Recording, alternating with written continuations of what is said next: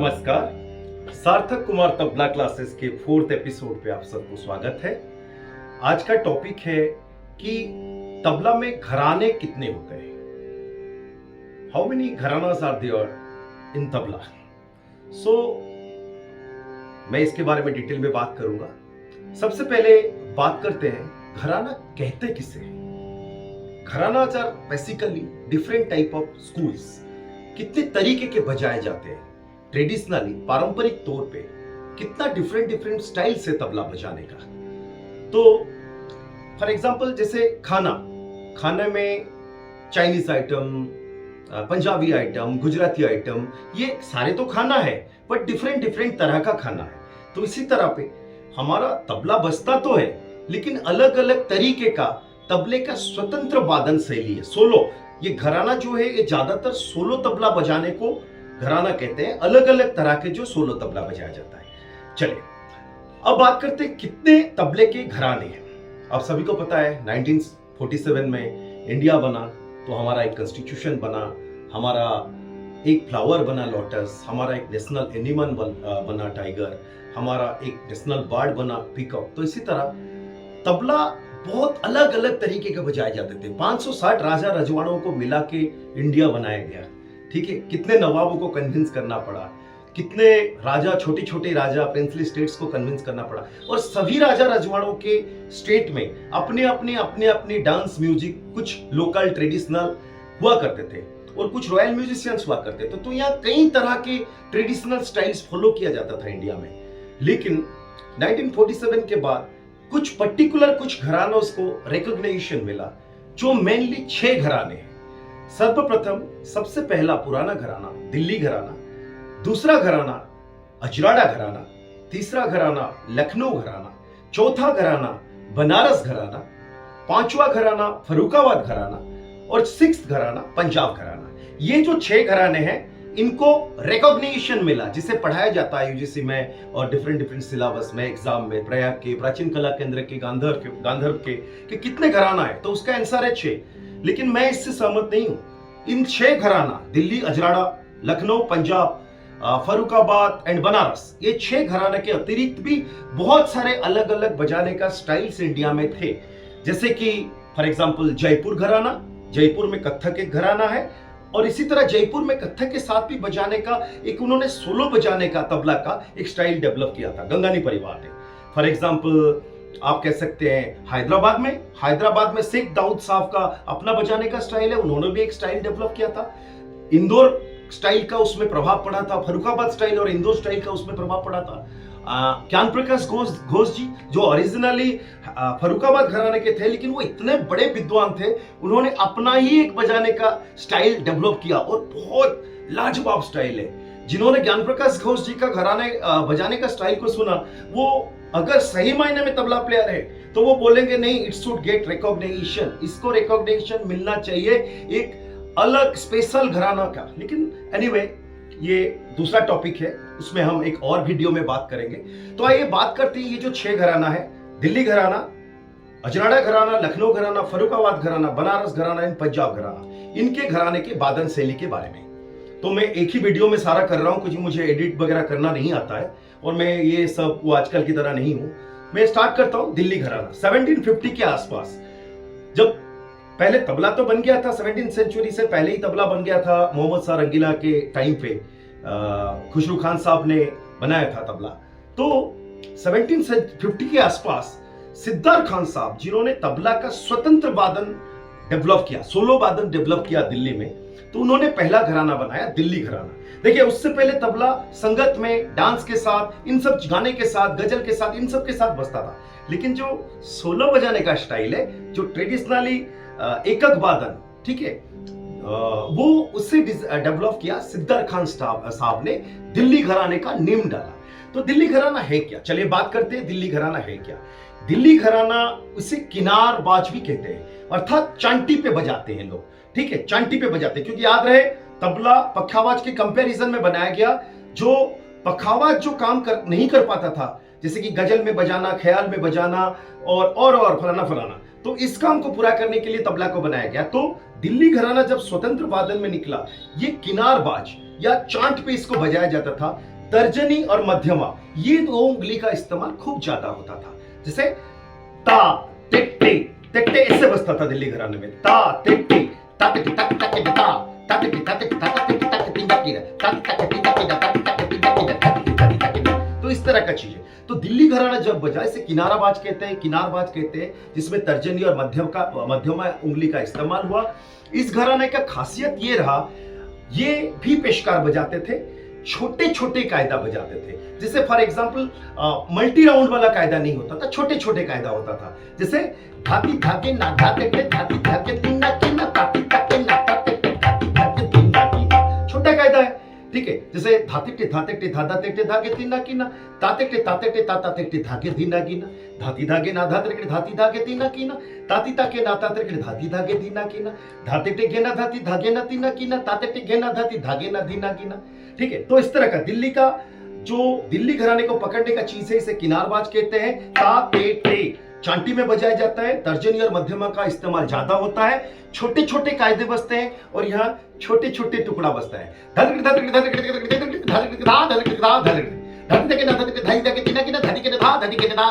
छोटे छोटे छोटे छोटे टुकड़े या तोड़े बजते थे। बहुत लंबे गत बजाने की प्रचलन यहाँ नहीं थी, यहाँ पर लंबे और जोरदार परन बजाने की भी प्रचलन नहीं थी। हाँ, छोटे छोटे रेले बजाया करते थे, लगी बजाया करते थे। और ये दिल्ली घराना सर्वप्रथम और पहला घराना है। आइए बात करते हैं दूसरे घराने के बारे में। तो दूसरा घराना, दिल्ली से एक घराना निकला, इसे कहते हैं अजराड़ा घराना। दिल्ली के जो फाउंडर थे सिद्धार्थ खान, उनके पोता सिताब खान साहब के दो शिष्य थे, कल्लू खान और मीरू खान। तो ये दो, मेरठ के पास एक गांव है अजराड़ा गांव, वहां के रहने वाले थे। तो ये आके दिल्ली में रह के सिताब खान जी से तबला सीखा। तो जब इनका तबला का तालीम फिनिश हुआ, खत्म हुआ, तो आपको पता है इस फील्ड में क्या होता है, जब भी कोई स्टूडेंट बहुत ज्यादा आगे बढ़ जाता है तो चाहे कितना भी वो काबिल हो जाए, उसे काम बहुत ज्यादा नहीं मिलता है। तो हुआ क्या, कल्लू खान और मीरू खान साहब ज्ञानी तो बहुत बने, लेकिन दिल्ली में इन्हें बहुत काम नहीं मिला। तो ये क्या हुआ, काम नहीं मिला तो रोजी रोटी की बात थी, ये अपना गांव अजराड़ा वापस चले गए। कहां, मेरठ वापस चले गए। अब मेरठ में जब वापस गए तो इन्हें रोजी रोटी भी तो चाहिए था, कुछ पैसे चाहिए थे घर को चलाने के लिए। तो इन्हें ब्रिटिश कैंटनमेंट एरियाज में, मेरठ एक आर्मी एरिया था, ब्रिटिश आर्मी का एरिया था, तो यहाँ वहां उनको छोटे मोटे काम बहुत मिले और मजबूरी में इन लोग ताशा भी बजाते थे। ताशा देखा होगा आपने, ऐसे एक ड्रम तरह का गोल सा चीज है, तो ये ताशा भी बजाते थे। तो यूं बजाते दिमाग में आइडिया आया, यार हम ढोलक के बोल, ये ताशा के बोल, ये सारे बजाते थे, लेकिन दिल्ली में तो एक पर्टिकुलर स्ट्रक्चर है तबला बजाने का, क्यों ना हम अपना एक स्ट्रक्चर डेवलप करें। ठीक है, तो ताशा, ढोलक, ये सब चीजों का और कहरबा आदि तालों का काफी प्रभाव पड़ा और जोरदार बोलों को बेस करके इन्होंने अपना एक घराना बना लिया, उसे कहते हैं अजराड़ा घराना। मतलब इन्होंने एक स्टाइल डिजाइन किया, डेवलप किया तबला बजाने का, जिस स्टाइल को कहते हैं अजराड़ा घराना। तो अजराड़ा घराना का खासियत क्या है ना, यहाँ दिल्ली घराने की तरह ही बोल होते हैं, लेकिन बोल थोड़ा जोरदार और भारी होता है। दिल्ली घराने में जब छोटे छोटे कायदा बजते थे, अजराड़ा में मल्टीपल राउंड वाले कायदा बजने लगे। ठीक है, दिल्ली घराने में जब बराबर लय के ज्यादा काम होते थे, अजराड़ा घराना में तीसरे जाति के बोल, आड़ लय के कायदे ज्यादा बजाने लग गए। अच्छा, अजराड़ा घराने के बारे में कुछ लोग कहते हैं कि अजराड़ा का गलियां भैया टेढ़े मेढ़े थे, तो इसके घराने में वहीं से आइडिया आया टेढ़े मेढ़े के। भाई साहब, इंडिया में किसी भी गांव में गुड़गांव, दिल्ली और बॉम्बे और दुबई जैसा परपेंडिकुलर डिग्री में बड़े बड़े रोड नहीं बने होते, हर गांव में टेढ़ा मेढ़ा होता है। ठीक है, हर गांव में ऐसा कोई बात नहीं कि अजराड़ा के गांव में गलियां टेढ़े मेढ़े थे तो टेढ़े मेढ़े बोल बन गए। ये एक कहानी कहने के लिए ठीक है, बट उस्ताद मंजू खान जी से मुझे जो इल्म पता चला, मुझे जो ज्ञान मिला, वो ये है कि दिल्ली घराने के कंपैरिजन में इन्होंने बोलों को दमदार भारी करवाया और बोल डगमगाते हुए चलने लगे, आड़ लय का इस्तेमाल करवाया गया और वहां पर जब टुकड़े बजते थे यहां पर, तब गते ज्यादा बजने लग गए, चक्रधारे ज्यादा बजने लग गए, दमदार हैवी चीजों का ज्यादा इस्तेमाल हुआ। तो ये है अजराड़ा घराना, जिसके बहुत वर्ल्ड फेमस उस्ताद रहे हैं, उस्ताद हबीबुद्दीन खान साहब, मेरे गुरुजी, उस्ताद जी के फादर साहब, उस्ताद मंजू खान साहब। इसके अतिरिक्त परवेज अतहर जी और उस्ताद हसमत खान साहब, उस्ताद अकरम खान साहब, इनके जैसे विद्वान और आजकल फरदीन भी बहुत अच्छा बजा रहा है तबला अजराड़ा घराने के। तो they are the masters, big big big masters of Ajrada gharana. खास करके हबीबुद्दीन साहब और मंजू खान साहब के बाद हसमत खान साहब एंड उस्ताद अकरम खान साहब, वाह वाह, वो तो अपने आप में एक घराना है। तो इन सब ने मिलके अजराड़ा, ये है सारा का सारा अजराड़ा घराना, ठीक है। तो कई उस्तादों ने अजराड़ा घराने में थोड़ा सा परिवर्तन लाके अपना एक टच देने की कोशिश किया। भाई जमाना बदल रहा है, नॉलेज बदल रही है, तो ये है अजराड़ा घराना। बेसिकली दिल्ली और अजराड़ा का आत्मा एक है, शरीर अलग अलग है लेकिन आत्मा एक है। इसके बाद आते हैं हम तीसरा घराना, जो लखनऊ घराना। अब आप ज्योग्राफिकली उस टाइम में लखनऊ को देखिए। दिल्ली में मुगल बादशाहों का शासन था, तो लखनऊ में, जो कि दिल्ली में जो मुगल बादशाह थे वो सुन्नीस हुआ करते थे, तो लखनऊ में जो नवाब हुआ करते थे वो सियाज हुआ करते थे। तो जो भी ये दिल्ली में काम होता था, अच्छा काम, लखनऊ के नवाब जो थे उनको वही चीज चाहिए, ठीक है, बिल्कुल चाहिए, ठीक है। हर चीज में आप देखना, इन्होंने यहाँ जामा मस्जिद बनाया, उन्होंने वहां इमामबाड़ा बनाया, कुछ ना कुछ करते रहते हैं। मैं इसमें ज्यादा कंट्रोवर्सी में नहीं जाऊंगा। बस लखनऊ के जो मतलब दो स्टूडेंट थे, नहीं रिलेटिव थे दिल्ली घराने के, सिद्धार्थ खान साहब के पोते थे, ठीक है। ये थे बख्शू खान साहब। बख्शू खान साहब ये शिफ्ट कर गए लखनऊ, ठीक है। तो लखनऊ के जो नवाब थे इनको बुलाए। बुलाने के बाद पहला उनका टारगेट था कि लखनऊ में डांस के साथ आप बजाओ। लखनऊ में डांस एक पॉपुलर घराना, कथक में लखनऊ एक पॉपुलर घराना है। लेकिन बख्शू खान साहब को बोला भी गया कि आप अपना एक तबले का सोलो घराना बनाइए दिल्ली घराने के टक्कर में।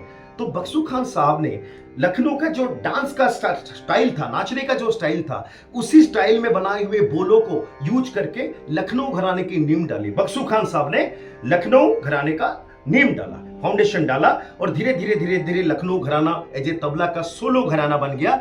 और सबसे बड़ी बात है, लखनऊ घराने जब बजता है, लखनऊ घराने के जब तबला प्लेयर्स तबला बजाते हैं, सोलो बजाते हैं, तो ऐसा लगता है कि डांस के साथ बजा रहे हैं। बड़ा मजा आता है सुनने में, नृत्य के साथ बजा। यहाँ पर लंबे लंबे परनों का इस्तेमाल हुआ, क्योंकि डांस में परन बहुत बजता है। चक्रदार परन, कमाली चक्रदार परनों का इस्तेमाल हुआ। कायदे भी ऐसे बजाने लगे कि डांस जैसा फील होता था, ठीक है। गत बजने लगा,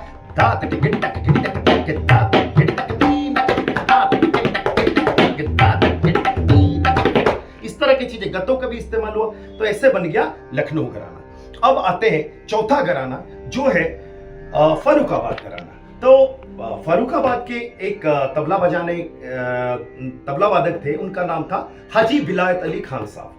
तो हाजी विलायत अली खान साहब हर साल तबला बजाते थे, और जो भी पैसा बचता था उसको लेके वो हर साल हज करने जाते थे। इनका नाम इसीलिए हाजी विलायत अली खान हो गया। एक्चुअली उनका नाम विलायत अली खान है, हाजी विलायत अली खान हो गया। तो इनकी शादी लखनऊ के जो उस्ताद थे उनकी बेटी से हुआ, ठीक है। जब उनकी शादी उनकी बेटी से हुआ, तो कहते हैं कि लखनऊ के जो उस्ताद थे उन्होंने डाउरी के तौर पे बहुत सारे गत, एग्जैक्टली नंबर तो मुझे पता नहीं, बहुत सारे गत हाजी साहब को गिफ्ट किया।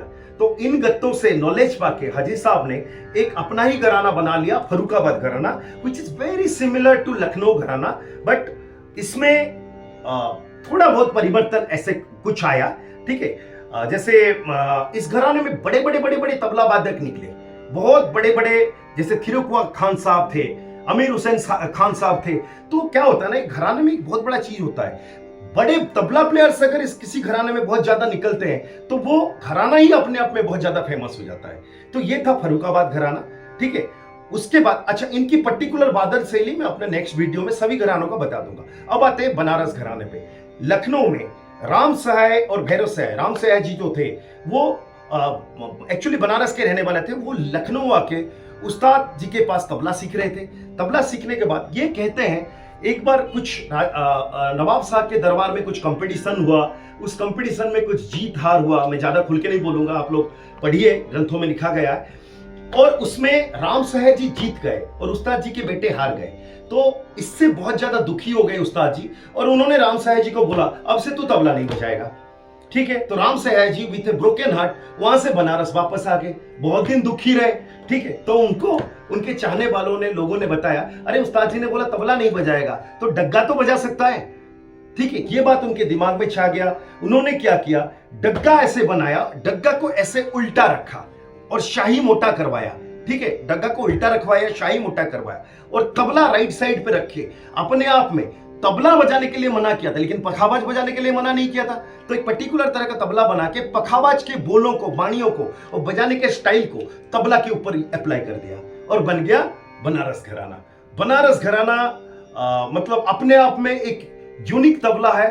ठीक है, यूं तो आप देखेंगे तो लगेगा कि पखावाज बज रहा है, लेकिन पखावाज जब तबले में कुछ स्पेशल टेक्निक्स के साथ बजता है तो वो होता है बनारस घराना। जैसे बाकी सारे घराने ऑलमोस्ट पेशकार बजा के ही अपना स्वतंत्र वादन प्रारंभ करते हैं, लेकिन बनारस घराने के तबला वादक उठान बजा के अपना स्वतंत्र वादन प्रारंभ करते हैं। बाकी वो कायदा पलटे, रेला, लग्गी, लड़ी, बाकी सारी चीजें बजाते हैं वो लोग। ठीक है, अब बनारस घराने में राम सहाय, भैरव सहाय जी के बाद सहाय परिवार का ही इसी के ऊपर खिलाफत रहा कि हम इसी बनारस घराने के हेड हैं। लेकिन बाद में उदय महाराज, समता प्रसाद मिश्रा जी जो थे, या फिर किशन जी महाराज के वंश परंपरा में कंठे महाराज जी और किशन जी महाराज जी, उनके पुत्र परंपरा में, ये लोग काफी बनारस घराने को आगे बढ़ाने में इन लोगों का हाथ रहा। लेकिन मैं बता दूं, ओरिजिनल राम सहाय जी के बनाए हुए बनारस घराना और किशन जी महाराज जी का बनारस घराना में थोड़ा सा फर्क दिखता है, क्योंकि किशन जी महाराज अपने आप में